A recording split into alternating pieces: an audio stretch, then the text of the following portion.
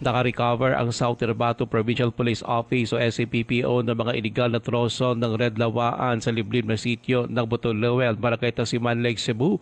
Sinalakay ang nasabing lugar na pinagsalib na puwersa ng Provincial Mobile Force Company, Lake Cebu PNP at Menro. Narecover ng mga ito ang 19 na piraso ng red lawaan lumber na may kabuuang 142 board feet.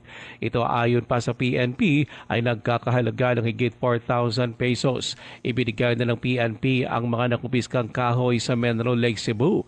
Ayon pa sa SAPPO na pinamumunuan ni Provincial Director Colonel Arjun Ancheta, bahagi ito na pinalakas na kampanya laban sa illegal logging at sa pangalaga ng likasyaman sa South Cotabato. Inaalam pa ng PNP kung sino ang may-ari ng mga inabandolang troso na hindi na nila naabutan sa nasabing lugar.